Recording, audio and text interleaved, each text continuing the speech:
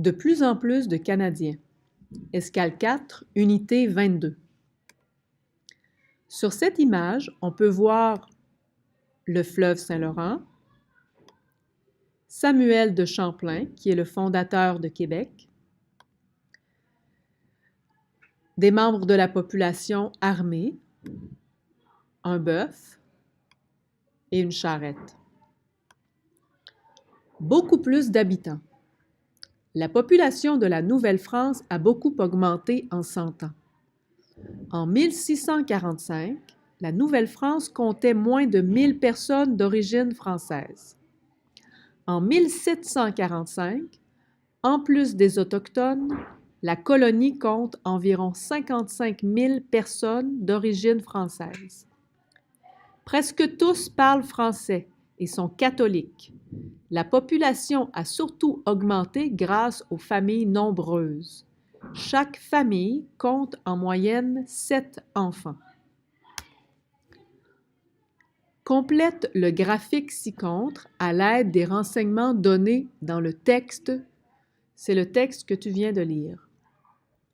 Dans le graphique, tu dois identifier avec une barre le nombre d'habitants en 1645 et d'une autre barre le nombre d'habitants en 1745.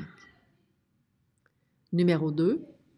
Quelle est la principale raison de l'augmentation de la population en Nouvelle-France entre 1645 et 1745?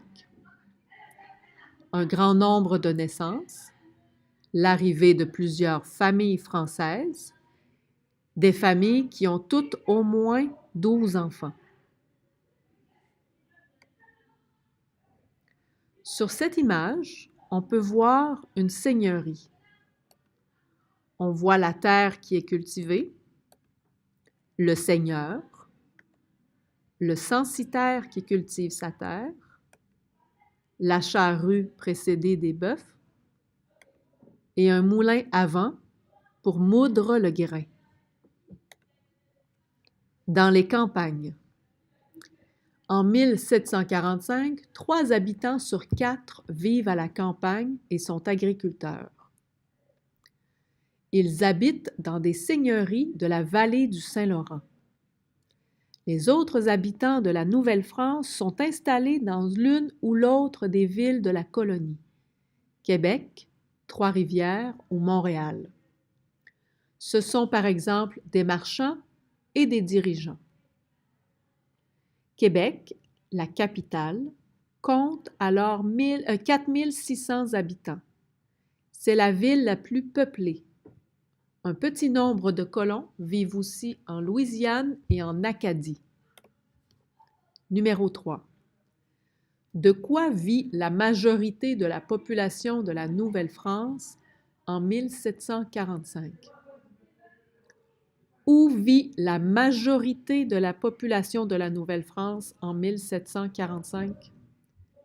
En Louisiane, en Acadie, dans la vallée du Saint-Laurent, dans les villes de Québec, Trois-Rivières et Montréal. Voici une image qui représente une église de campagne. On peut voir que les gens sortent de l'église. Les gens s'attardaient autour de l'église parce que c'était le moment où les gens se voyaient. On peut voir le clocher. On peut aussi voir les maisons de censitaires plus loin sur la seigneurie. Des gens d'ici. En 1745, la plupart des habitants d'origine française de la colonie sont nés en Nouvelle-France. Leurs parents, leurs grands-parents et même parfois leurs arrière-grands-parents sont venus de France pour s'établir dans la colonie. Ils y ont fondé de grandes familles. Les gens nés dans la colonie ne se considèrent plus comme des Français. Ils sont maintenant des Canadiens.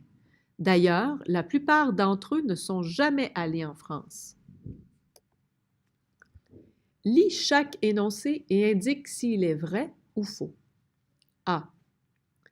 Entre 1645 et 1745, l'arrivée de soldats et de religieux fait beaucoup augmenter la population.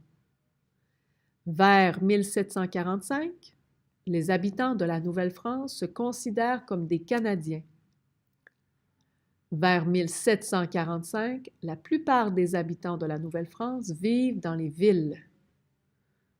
Le français est la principale langue parlée en Nouvelle-France vers 1745. Vers 1745, la majorité des habitants de la Nouvelle-France sont catholiques.